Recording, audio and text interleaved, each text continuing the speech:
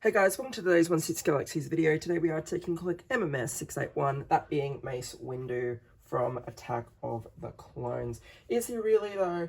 From Attack of the Clones, we'll get to that a little bit later on. I would like to thank Jefferson Tan for sourcing this figure for me. I did have him ordered elsewhere, but I'm just not sure if that order is ever going to be fulfilled, and there was zero communication around said order. Basically, I do not know if Pop Culture got any spares of this guy or not. I know when we get to the figure, a lot of the lightness was a huge contention, and people claim to have cancelled their orders, but given the fact that this guy has skyrocketed in price now, and Circle Toys went 600 Australian for him, I feel it's unlikely that many actually did cancel. And as said, Pop Culture never put spares up on their website to say that they had any extras to sell after those pre-order allocations were sold out. Alright, so going to try to keep this a bit quicker than normal just because I do have a fair few backlog of videos to make this week. So it is a standard slip cover with the figure image on the front. It has that 20th anniversary Attack of the Clones logo and those Hot Toys logos. Back of the box has all of our warnings. We of course do get the vintage style box with our 20th anniversary logo there. The window where you would normally see the figure and all the accessories. We get the image of the figure in his overhead swing stance. Attack of the Clones, Mace Windu, again that 20th anniversary logo. We have an image of the figure again. We have the blurb there. I'll bring that blurb up for those of you that want to pause it and read it. Back of the box, give us another look at the figure in an attack pose, and then this side of the box just has that there. So the other thing that might annoy people is when you get to the extra hands, 3 of them are for the figure as is, and then 4 of the hands are for the Clone Wars armor. So we do get some very nicely weathered armor. That is the lightsaber holding hand there. We get this kind of relaxed or gesturing hand. We get a force hand. And then we get another lightsaber holding hand. In the normal hands, we do get the same gesturing force kind of hand. We get a hand for holding the communicator, and also the saber, kind of how he held his hand out to threaten Sidious. Then we get this relaxed hand. There is another relaxed hand currently on the figure, and I've already swapped out the saber holding hand. To go with the gauntlets that I'm about to show you, you also do get these wraps. The instructions show you how to use those. So the tray, nothing we really haven't seen before other than the fact, so we got the clips for the lightsaber, we have the communicator, we have a cool Hello Yoda. As I said, my figure is holding the saber already. We have the stuff for the LED saber. There's the gauntlets of that awesome Republic logo there, very nicely weathered. We get the swoosh effect, and our holographic Yoda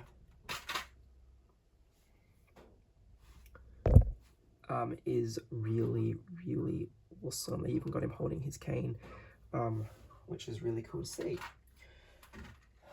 We also get the display stand. It's the standard style Star Wars base, but you can use this Jedi Council floor topper if you wish. Star Wars Mace Windu. So with most Jedi figures, so he does come already wearing the robe when you unbox him. The crotch grabber is going to get in the way of the skirt as per usual with Jedi figures. So it's just going to have to be something that you just futz around with or don't use the grabber at all. And of course the grabber is also going to interfere with the robe. So just keep that in mind. Alrighty, so the likeness was a huge contention point for this figure. Now, I made the comment, is he actually from Attack of the Clones here? I think they've gone with sort of a more an episode 1 likeness of Samuel L. Jackson here. Now, of course, we know that the 20th anniversary of Attack of the Clones was 2022, because the film came out in 2002, and then episode 1 was 1999, obviously being shot in parts of 97 and 98, more than likely. So, I think they've used stills of Jackson, obviously, from quite a long time ago, because you wouldn't use anything now. And a lot of people went that the Nick Fury figure has a much better likeness than this. Now, that's a likeness of him from now, not a likeness of him back then. And if you owned the episode 1 Kenner figure, it had a very similar likeness to this, and there was an image that they put on the back of the sneak peek one that was very similar to how we're seeing him in this form. And I think they've probably gone with an image from episode 1 when sculpting him, because he had a lot more, I suppose, yeah, I think the expression and everything as well, I think it's taken from episode 1. Could be wrong, maybe.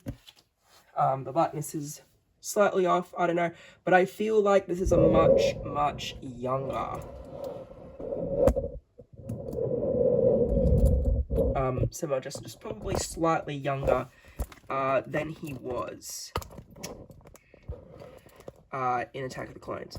And that's what I think is throwing a lot of people here. I think he's just slightly younger in this likeness than he was in that particular film. Anyway, looking down, we have the robe and the belt and all that done very, very nicely. You can see we've got a little bit of posing in the tippets coming down. We have the one-piece boots, which hopefully won't flake.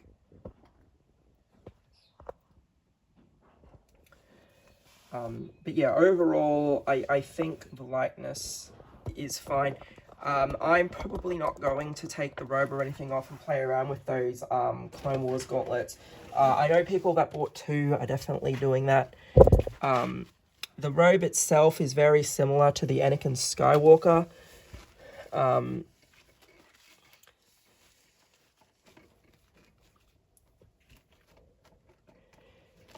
But yeah, we can see that he does have